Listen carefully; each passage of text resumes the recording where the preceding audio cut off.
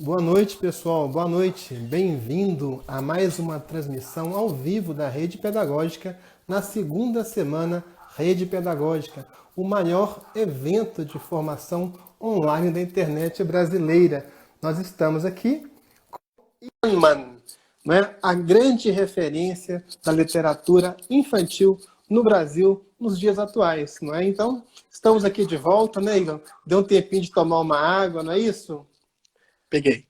Muito bom, a conversa está muito boa. Está parecendo aquelas conversas que eu tinha com meu avô, que me contava causos, né? E à noite, entrava a noite adentro, não dava mais para parar. Já teve gente comentando aqui também que ficaria ouvindo você aqui, Ilan, a noite toda. Realmente está muito legal essa conversa, esse bate-papo aqui. Ilan, você falou de uma coisa muito interessante, eu achei realmente extraordinária a sua colocação. Você disse que não devemos subestimar as crianças. E nessa semana, Rede Pedagógica, o nosso tema é educação inclusiva. E nós vemos que a escola, o professor, o poder público, todo mundo, por muito tempo, subestimou a pessoa com deficiência. Por exemplo, fazendo, né, uma espécie de apartheid, que é jogar essas pessoas em escolas especiais.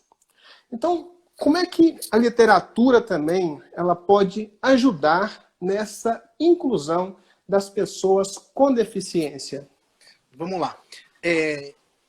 Eu não sou especialista em inclusão e eu sempre aprendo, né, com os outros e adoro aprender.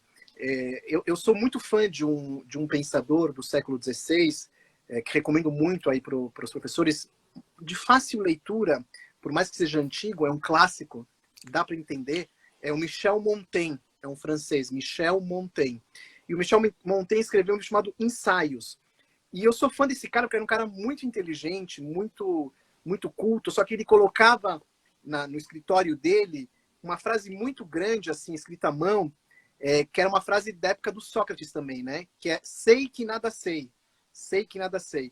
Então, eu gosto muito também de não saber coisas para poder aprender. Então, eu vou te falar do meu campo de atuação, que é literatura em relação a essa questão que você perguntou. Então, talvez eu faça um dia um curso também sobre inclusão. Eu conheço basicamente algumas coisinhas de amigos que trabalham, mas não é minha área. O que eu posso te falar? Isso com experiência própria, porque eu já frequentei, como eu falei, espero continuar frequentando depois dessa loucura toda, muitas escolas. E as escolas com crianças com deficiência física, deficiência cognitiva, enfim, das mais variadas. E sempre estiveram, né, junto comigo né, nos livros e nas leituras. Então, e também de pesquisar, né, na literatura em relação a isso. O que eu posso te falar? Eu não separo crianças, por exemplo, com deficiência física em relação à cabeça, à imaginação, de crianças que não têm deficiência física. Criança é uma só. Criança é uma só. Uma criança que está em hospital é uma criança hospitalizada, é uma criança. Não, é uma criança. E ela está no hospital, mas continua sendo criança. A criança com deficiência continua sendo criança. Ela tem sonhos, ela tem desejos, ela tem medos. Eu vou contar uma coisa aqui para você. Eu estou num momento muito de abrir o coração aqui para a galera, mas vou Que contar. bom, legal, Eu muito vou, eu bom. vou contar para eu vou contar para vocês uma cena. Vou tentar me controlar, porque eu me emociono muito quando eu conto essa cena. Eu não conto muitas vezes por causa disso, né? Mas vou tentar contar para vocês. Eu comecei o meu trabalho no mundo da literatura contando histórias. Antes de escrever os livros, eu contava. E frequentava muitos espaços, era convidado para muitos lugares. Nossa, até casamento eu fiz, gente, contando histórias. Uma loucura. Há muitos anos. Não faço casamento, não me liguem, mas faz tempo, tá? Não faço mais casamento. Mas quando eu fazia era bonito. E quando eu era moleque, contava histórias, eu fui convidado para o GRAAC. Não era para o GRAAC, era para a ACD. GRAAC é uma outra história. A ACD, que é a Associação da Criança com Deficiência, né? E quando eu fui para a ACD, eu preparei um repertório de histórias, não pensando, vou contar histórias para criança com deficiência. Histórias especiais para crianças especiais. Não! Eu vou contar história. Ora, as bolas. São crianças. E eu cheguei lá, e a turma estava toda numa roda com os educadores. Tinham crianças sem perna, sem braço, tinham crianças que balbuciavam, né? Tinha milhões de questões ali, todos numa roda. E quando eu cheguei lá e falei, gente, eu vou contar a história, eu preparei repertórios com bruxa, repertórios com coisas assim, às vezes que eu sei que a criança curte, né? Histórias de terror, a idade permitia, né? Porque é uma idade mais forte, assim. Na hora eu olhei para vocês e falei, eu vou contar, porque me preparei para isso, elas são crianças. Edivaldo, eu contei, silêncio, só tinha um menino do meu lado, que o tempo inteiro balbuciava, eu não entendia o que era. Balbuciava, mas o resto tudo um silêncio. Eu adoro dar susto quando eu contava histórias. Eles se assustaram. Passou 10, 15, 20, 30 minutos. Terminei de contar as minhas histórias, quase todas tinham bruxas. E elas gritaram no final. Bruxa, bruxa, bruxa. Aí eu falei, o que elas querem? Aí elas querem mais história de bruxa. Agora pensa comigo. Cara, como que você vai contar a história de bruxa? Porque bruxa tem uma coisa às vezes está deformada e é feia. Mas é o contrário, porque quando eu falo da bruxa, eles podem se projetar, eles podem entender o que está acontecendo, entender que a bruxa é a dificuldade, não é a parte externa. A bruxa, como eu falei, representa a dificuldade. Eles estavam querendo vencer a dificuldade. Eu estava dando uma ferramenta para eles, entendi isso depois, para elas combaterem esse sentimento. Aí eu terminei de contar mais uma de bruxa, eu estava prestes a ir embora, veio uma educadora e falou assim para mim, Ilan, falei, sim, tem um menino que quer falar com você. Falei, qual? Aí ela apontou para o menino que estava balbuciando o tempo inteiro do meu lado.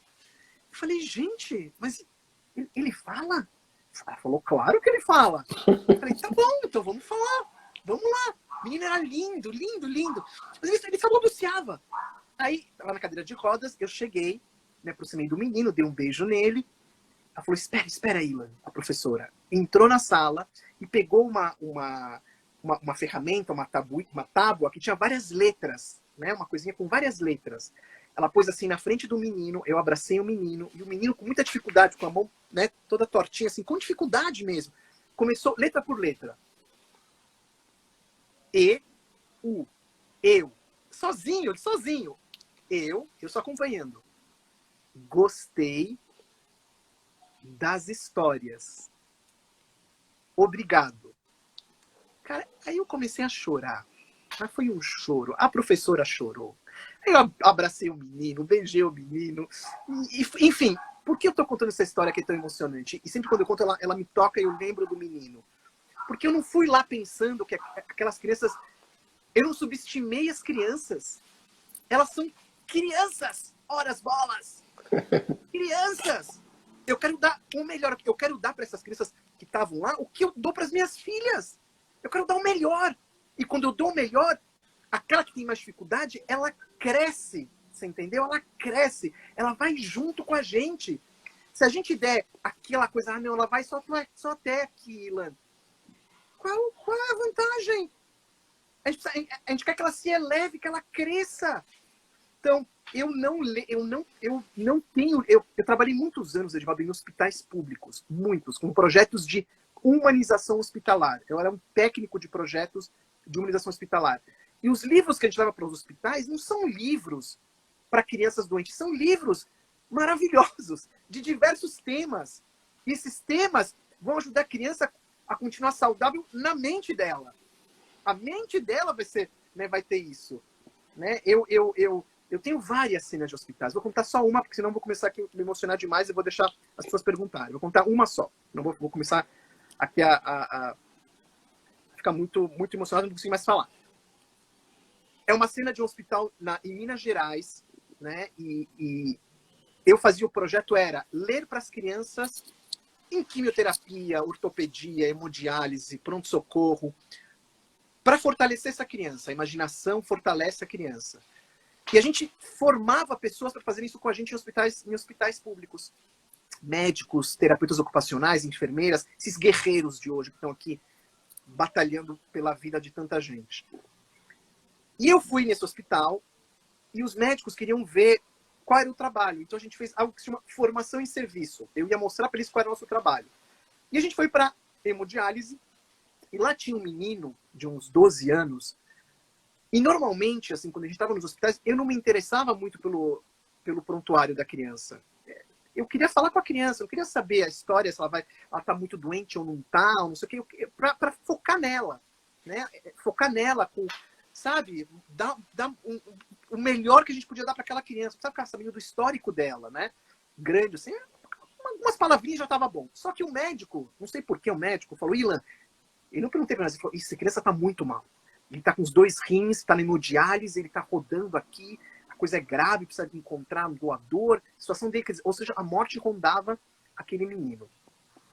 Eu escutei e falei, poxa vida, tá bom, falou, não tem o que fazer. Aí eu cheguei pro menino, como qualquer lugar que eu faço isso, né, se deve fazer isso, né, quando você não conhece alguém, me apresentei, qual projeto pertencia, e fiz uma pergunta que em 30 anos de trabalho nunca ouvi um não. Perguntei para a criança, você quer ouvir uma história? Ela falou, eu quero. Falei, então eu trouxe todos esses livros aqui, que eu vou ler para você no tempo que a gente tem. E normalmente o que eu faço? Falei assim, eu deixo vocês escolherem por onde vocês querem começar. Eu tinha lido todo, é nosso papel, tá? De professor, educador, de gente que trabalha com literatura, conhecer os livros, não chegar desprevenido. Eu conhecia todos, de cabo a rabo. Então, eu estava tranquilo. E aí, eu deixei ele escolher o livro. Por quê, Edivaldo? Porque a gente tem que abrir um espaço na vida da criança, na escola, e na vida dela familiar, dela poder escolher e desejar as histórias que ela gosta. Claro, nós adultos temos mais repertórios, levamos histórias e apresentamos. Ao mesmo tempo, precisamos que ela fale o que ela quer, porque quando ela fala o que ela quer, a gente conhece melhor o nosso filho, o nosso aluno. Eu lembro quando eu era, fazendo aqui uma digressão rápida, depois eu volto para cá, eu era psicólogo de uma escola, e como psicólogo, eu não sou mais psicólogo, mas eu gostava de literatura já, então eu fiz uma biblioteca circulante. A biblioteca entrava na sala de aula de repente, eu fiz como marceneiro da escola. E as crianças escolhiam um livro que elas queriam, e só anotavam. Elas amavam. Aí eu lembro que eu entrei numa sala uma vez, chamei a turma toda, falei, podem escolher à vontade, eu só vou aqui anotar. E tinha um menino com sérios problemas naquela classe, ele era muito triste, deprimido, melancólico, era muito quieto, e tinha muitos problemas que eu conhecia a família, já tinha conversado. E esse menino, eu chamei para ele, falei, vem cá, vem, vem, por favor, escolhe o que... Tá bom, Ilan. Ele foi e começou a procurar, e os livros mais legais que eu coloquei, ele não deu bola. Ele começou a procurar e achou um que tinha ficado lá no fundo, mas ele escolheu. E o título do livro era Fazendo Nada. Era ele não fazia nada. Ele estava se comunicando comigo. E o livro serviu como uma ponte de comunicação. Depois eu conversei com ele, foi muito rico. Voltando para o menino no hospital. Estou lá com ele, mostro os livros e falo, você quer esta capa, este título? Não, esta não. No meio do livro, no meio da lista do bloquinho de livros, tinha um livro com o título De Morte. É um livro da Ângela Lago, uma mineira premiadíssima, já faleceu faz pouquinho. E é um livro, o De Morte, um livro engraçado, que a morte é enganada. Não fui eu, gente. Se você chegar no hospital, numa oncologia, com um livro para criança, morte, você é um psicopata, você não vai fazer isso, pelo amor de Deus. Dentro de tantos livros tinha um. E ele falou, eu quero esse. Ou seja, ele queria falar sobre isso. Por quê? Porque os adultos, e com razão, eu sou pai, tá? Tinham medo de tocar no assunto. E é claro que tinham medo. Óbvio, quem não vai ter medo? Então a literatura serve para fazer essa ponte. Ele falou, eu quero esse. Eu falei, tá bom. Eu vi os médicos atrás de mim, todos tendo piripaque. Ai, meu Deus, ai, meu Deus. Mas eu sabia que a história era muito engraçada. Eu tava muito tranquilo. Eu li com ele, a gente riu tanto. Eu e ele, nós dois, enganamos a morte. A gente riu. A gente enganou a morte. A gente riu, se divertiu. Continuamos a leitura deliciosa. Naquele meia horinha, ele se esqueceu da hemodiálise. Conseguimos conversar, fortalecemos a parte mental, o equilíbrio mental desse menino. E fomos para uma outra mediação. Agora, você imagina se eu vou pensar, esse menino tá lá deitado, não vou pôr nenhuma história lá que tenha um conflito, ou a questão da finitude, da morte. Eu podia perder essa oportunidade única dele poder querer se comunicar com a gente. De novo, diversidade. Eu não fui lá com o intuito de ler esse livro. Eu tinha vários livros, e esse eu sempre levava em vários cantos. Adoro esse livro. É muito, muito legal. É um conto folclórico. Então, não sei se deu para entender. Assim, concluindo, criança é uma só. Leia boas histórias para elas. Nossa, muito legal, gente. Vocês viram aqui, perceberam, vocês que são pedagogas, né? Que o Ilan maneja muito bem aqui o Vygotsky, né? falando aqui de zona Não, de eu faço isso desenvolvimento mesmo. proximal. Não é isso a proposta do Vygotsky, né? De deixar o pessoal, né, de níveis diferenciados juntos, porque aquelas pessoas que estão mais para trás vão conseguir ter uma experiência de aprendizado mais rica. Muito legal, viu, Willa? Muito legal mesmo. E, Willa, vamos então abrir aqui para algumas perguntas, Vamos, né, vamos. para o nosso público. Willa, eu te avisei, né, que o público da rede pedagógica é um público totalmente diferenciado, né? As professoras são muito amáveis, né? São pessoas maravilhosas, estudiosas, estão aqui fazendo formação num domingo à noite. É um pessoal muito engajado. E é esse pessoal aí que está mudando o Brasil a partir da sala de aula. Vamos então, pessoal, abrir aqui a perguntas. Olha só que privilégio. Edivaldo, isso aqui tá bem melhor que o Fantástico, cara. Isso aqui tá bem Pois é, melhor. com certeza. A audiência está maior também, viu, Ilan? Poxa. Edivaldo, deixa eu falar uma coisa, Edivaldo. Eu tenho um livro, eu tenho 3 livros para professores, e essas histórias que eu contei aqui, essas últimas, eu falo bastante dessas ferramentas num livro que eu acabei de publicar, quem quiser, é para vocês, professores, isso não é para criança, tá? Que chama aqui, ó, Quem tem medo do lobo mau? O impacto do politicamente correto na formação das crianças. Esse livro tá lá no Instagram, no meu ilan.brenman, lá na bio. Podem procurar. Vocês vão amar esse livro, professor. Vocês vão adorar. E tudo que eu falei aqui, tem muita coisa aqui. Eu dou uma base teórica. Então, podem procurar, que acho que vocês vão curtir muito. Tá bem barato. Isso aqui tá bem baratinho lá na Amazon. Acho que tá uns R$24. É um livro barato e tá super, super rico de experiências, junto com um filósofo muito bacana que é o Pondé. Mas Que legal, né, gente? Olha, e a rede pedagógica iniciou um namoro aqui com o Ilan, né? Esse namoro vai dar casamento, hein, Ilan? A gente vai disponibilizar os livros dele, tá na nossa loja também, né? Já tem na Amazon, quem quiser comprar, não precisa esperar chegar na rede pedagógica, não. O pessoal fica desesperado quando eu falo de livros, tá? O pessoal, estou ouvindo aqui, o pessoal, não se desesperem. Cadê o livro? Vão lá no meu Instagram. Vão, se inscrevam no YouTube, no meu YouTube, no meu Instagram. Depois eu passo os livros, tá tudo lá. Se tranquilizem, bem bacana, tranquilo. Não precisa aqui, correr agora, não sei o quê. Vão lá no Instagram, depois vocês entram na bio e achem. Depois o Edivaldo também vai achar aí os livros, vai fazer os links e vocês podem comprar. Vai ficar bem legal. Fiquem tranquilos, tá? Tá tudo disponível, vai ser bem legal. Gente, olha só. Nós estamos aqui. Quem chegou agora também, mas que live, né? Que live com essa audiência toda. É a live com o Ilan Brennan aqui na abertura da segunda semana Rede Pedagógica, o maior evento de formação online gratuito da internet brasileira. Olha só, agora é aquele momento de interação. Você pode fazer pergunta aqui para o Ilan Brennan. Olha só, é um grande privilégio. Então, pode mandar pelos comentários a sua pergunta. Eu sei que tem muitas notificações. Eu já disse que até para entrar foi difícil, viu, Ilan? Todo mundo mandando notificação, não estava conseguindo. Mas pode pescar perguntas aí, Ilan, e responder a seu critério. Vamos lá, vamos lá. O pessoal tá aqui desesperado com os livros, continua desesperado fazer a lista. Depois vocês entrem lá no meu Instagram, a gente faz aqui a lista para vocês. Ninguém está perguntando sobre a minha idade, porque eu não vou contar para vocês. Não estou achando aqui nada aqui sobre idade, mas eu conto. Eu falo que nem para as crianças. Eu fiz 90 anos faz... Não, estou brincando. Vocês vão descobrir depois na internet a minha idade. Não vou contar para vocês. Cadê as perguntas? Amando a live. Aqui, ó. Vamos lá. Bruna. Como contar histórias nesse momento de pandemia? Eu estava comentando, Bruna. Primeiro, Bruna, fundamental contar histórias nesse momento. Você imagina, Bruna, que as histórias antigas, principalmente, histórias populares, contos de fadas, eles sobreviveram, olha que loucura, Bruna, a guerras, perseguições, censuras. Essas histórias passaram por outras pestes, outras pragas, e continuaram sendo contadas. Por quê?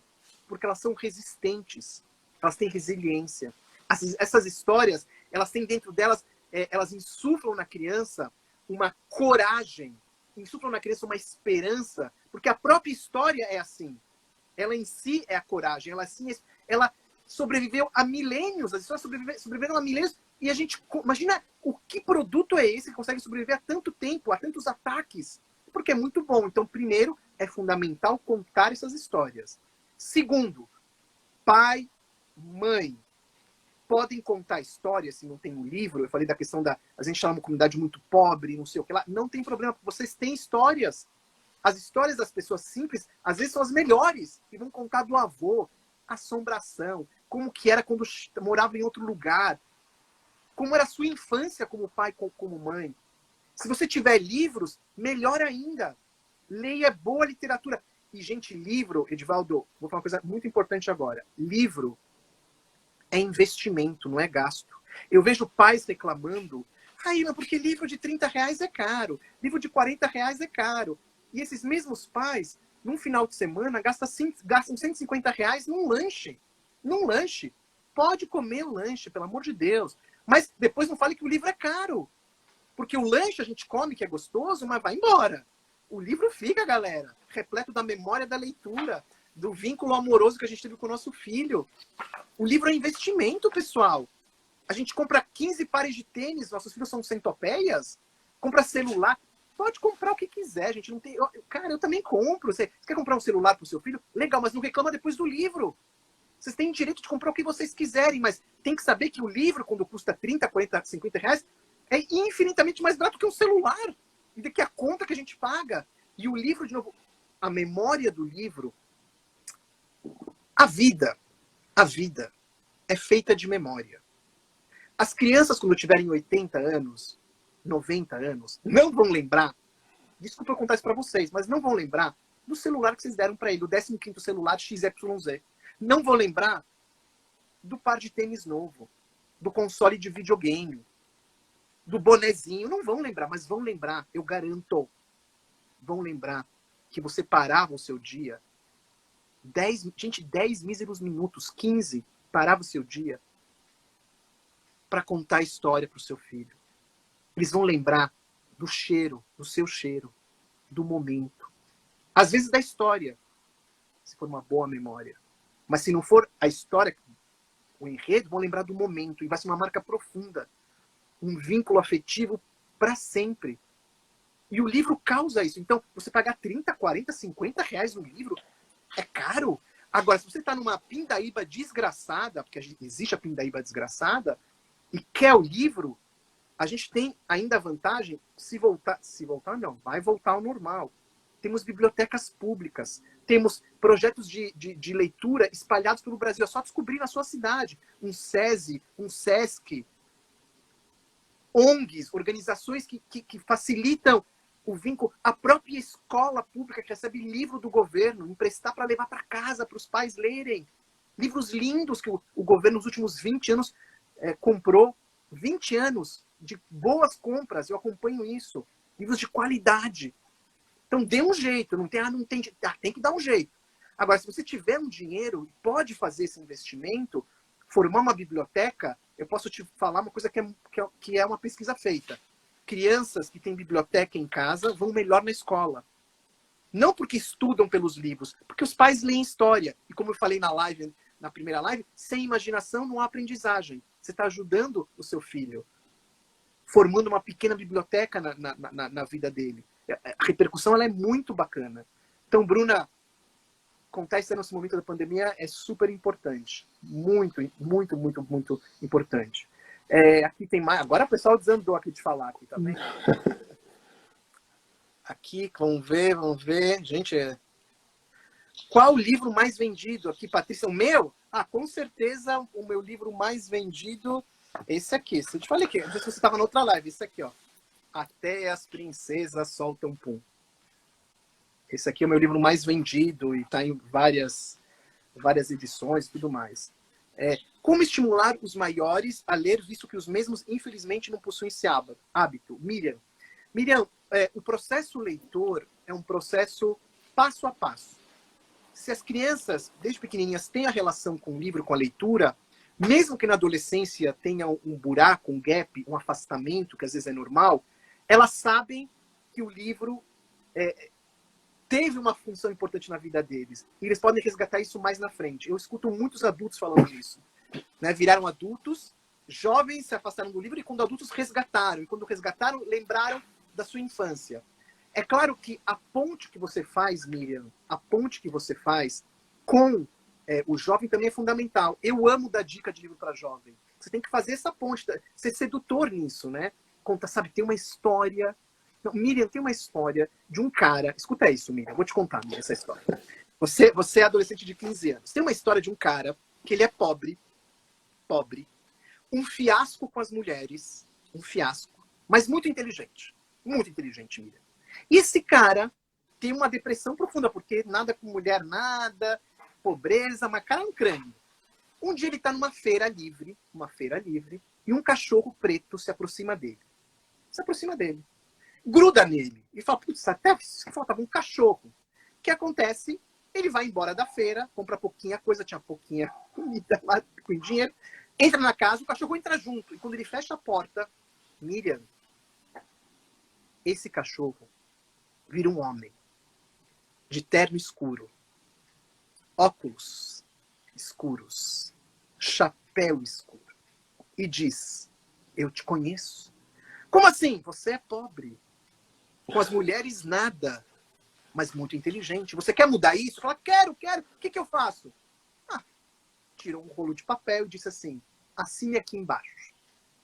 Você vai conseguir tudo isso. Mas o que está escrito? Leia. O que estava escrito, ele tinha que vender a alma dele para ter tudo isso.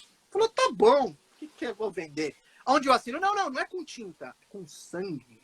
Ele pega o sangue, assina, e quando ele dá para aquele homem, Miriam, sabe o que aconteceu?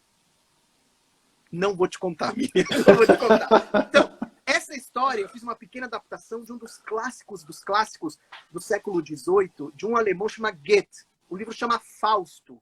Um livro complexo, mas tem adaptações. É um livro que tem adaptações para jovens, né? O Fausto. É um livro de 300 anos que foi referência para outras histórias, no cinema, no Netflix, outros autores. Você ficou com vontade, Miriam, de conhecer a adaptação? Eu acho que você já está assim, nossa, eu quero esse livro. O original ele é muito difícil, mas tem adaptações para os jovens, né? Mas também pode encarar também o original. Então, fazer essa ponte com o jovem, eu acho que pode ajudar. Não...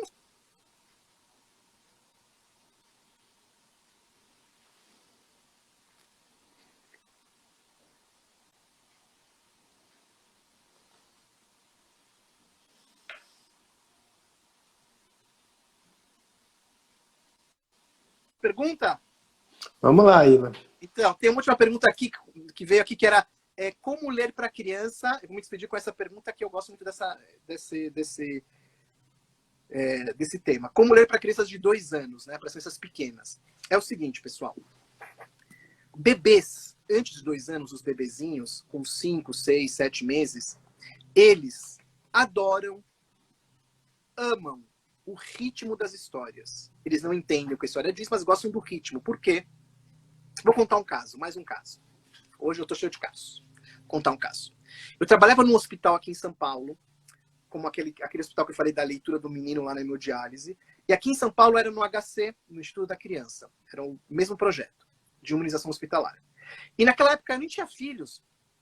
E eu recebi um material da França falando sobre leitura para bebês. Olha que interessante, Edivaldo. Falando sobre leitura para bebês. Eu nunca tinha lido para bebês na vida, só para crianças maiores. Eu fiquei encantado, falei, eu quero ler para bebês. Falei, como que é isso? A teoria estava linda. Cheguei pro diretor do hospital, que eu conhecia, falei, olha, esse texto aqui bacana. Ele olhou e falou, Ilan, que legal. O que você quer fazer? Eu quero na neonatal aqui do seu hospital para ler para os bebês com as terapeutas ocupacionais. Ele falou, o quê? Não, porque lá que tem bebê. Ele falou, tá bom, vamos ver, eu autorizo. Neonatal eram crianças, eram bebês pós-cirúrgicas ou antes da cirurgia. Crianças que tinham lá uns casos graves e tudo mais. Eu cheguei com as enfermeiras, TOs, para fazer leituras voluntárias, com a roupa, tudo limpo, as contact. A enfermeira-chefe falou assim, quem é o senhor? Eu sou o Ilan, de tal projeto. O que você está fazendo aqui? Eu vim ler para os bebês. Ela me olhou com uma cara, assim, você tá maluco? Tipo, vamos pôr esse cara numa camisa de força. Eu falei, não, pode perguntar pro diretor. Pergunta pro diretor. Ela ligou pro diretor e falou, tava muito brava, muito brava. Pode entrar. Aí a gente entrou, desinfetou tudo, todo paramentado, tudo que tinha que fazer para manter lá toda a higiene 100% nos livros, em tudo, com contact. Eu separei as meninas, cada uma ia para um quarto, e eu fui para um quarto, para uma sala. Edivaldo, eu nunca tinha lido para bebê na minha vida. Eu tinha 20 e poucos anos. E tinha um bebê de uns 5 meses, com mangueiras, conectadinho numas mangueiras, bem, né, se mexendo muito, e eu falei assim para a enfermeira que estava lá dentro: cadê os pais? Porque no texto teórico dizia que a gente tinha que chamar os pais, para os pais estarem junto, para eles aprenderem a fazer, que é importante para eles. Falou: os pais não podem vir todo dia, são muito pobres, não vieram hoje. Eu falei: mas eu queria tanto ler para esse bebê. A enfermeira-chefe, Edivaldo, estava aqui no meu cangote, aqui atrás de mim, ó, aqui atrás. Falou: eu vou pegar para você o bebê. Tirou a enfermeira, muito bravo. Tirou a enfermeira, falou, pegou uma cadeira, tirou o bebê da isolete, da incubadora, cheio de mangueirinhas, pôs assim na frente, assim para mim, para eu olhar pro bebê, falou: pode ler. Aí eu peguei a cadeira, sentei, e eu peguei um livro, aquele que tem dobradura, que sai coisas, pop-up. E aí o bebê não deu bola. E eu fiquei lendo, assim, o bebê todo se mexendo, incomodado, e a enfermeira fazendo com uma cara assim: cara, eu vou internar esse moleque. Só que na hora eu lembrei do texto, santo texto, desse psicanalista francês, que dizia o quê? Isso vale para a pergunta depois para os 2 anos, vou chegar lá. Que os bebês gostam de linguagem narrativa. Linguagem narrativa é aquela linguagem que conta histórias. Linguagem narrativa. Diferente da linguagem factual, que é a linguagem do dia a dia, da história em quadrinho. Oi, bom dia, vamos passear. Peguei um livro de Era Uma Vez, com texto, né? Livro de texto, né? Aqui peguei um livro, tinha texto, né? Com palavras, né? Com texto.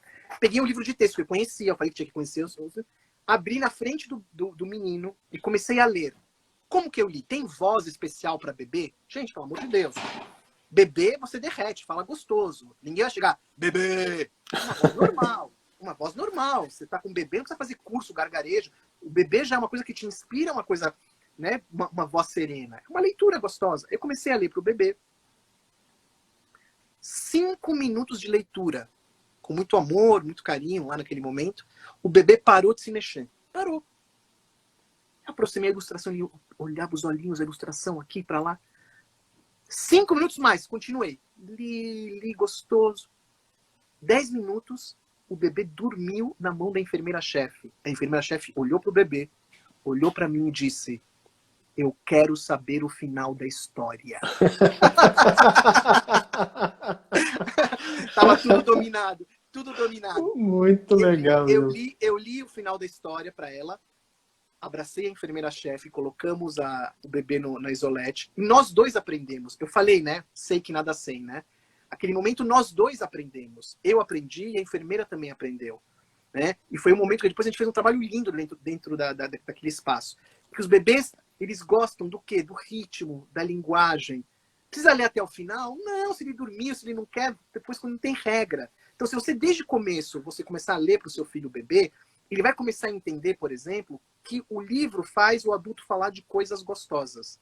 O livro é portador de coisas gostosas. O livro faz com que papai e mamãe fiquem junto do bebê. E quando ele consegue perceber isso, com 8, 9, 10, 11 meses, como as minhas filhas, quando elas começaram a engatinhar, elas pegavam o livro, davam marcha ré e sentavam no nosso colo, esperando que a gente abrisse o livro. Então elas conseguiam entender a função do livro, que era estar junto delas e brincarem com elas. Isso vai crescendo, o processo ele vai crescendo com 1 ano, com 2 anos. Você vai pegar um livro, você não precisa ler a história inteira se ele não fica atento. Você tem que brincar. Nisso, muito tem que brincar com o livro. Porque a criança, ela vai pesquisar, ela vai pegar um livro aqui. Isso aqui é um livro que eu tenho 2 livros para bebês novos.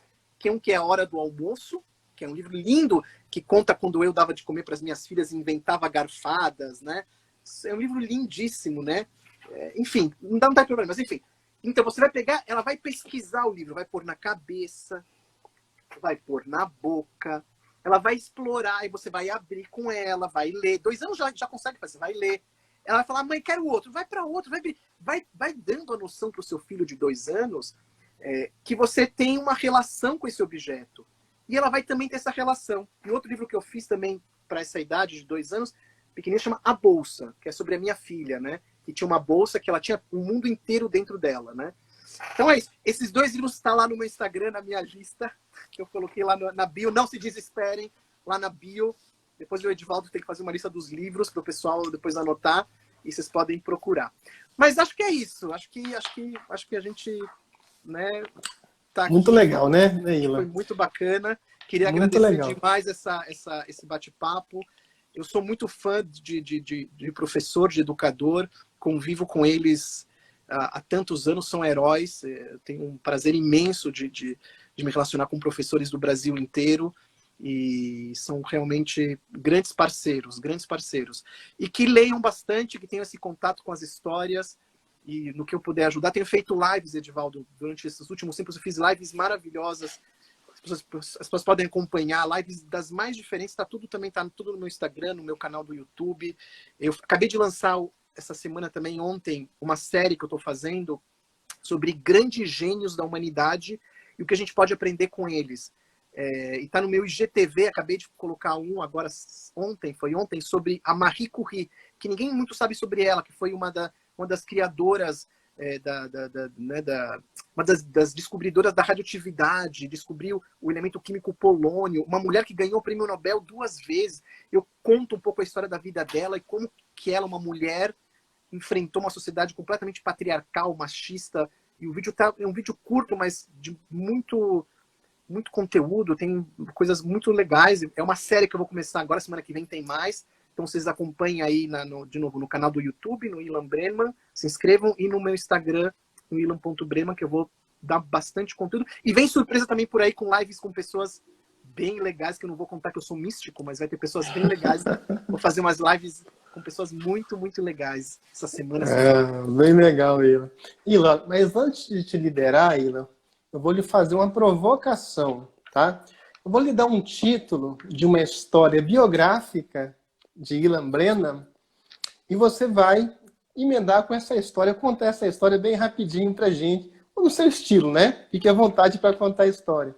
Mas o título da história é o seguinte: você não sabe? Então inventa. Essa foi a menina que transformou a minha vida. Quando eu tinha 18 anos e era psicólogo e trabalhava numa escola como estagiário, e as meninas me perguntaram de 3, 4 anos, 3 meninas, Ilan, você conta uma história pra gente? Eu fiquei desesperado, eu falei, eu não sei contar histórias. E uma delas transformou minha vida porque ela falou, inventa. E aí eu comecei a inventar, não parei mais. O grupo inteiro de crianças que estavam naquele momento ouviu as histórias, e eu parei de contar depois do final da história e fiz as perguntas certas. Eu amo perguntas. Por que eu gostei de contar histórias? De onde eu tirei? Por que elas gostaram de ouvir?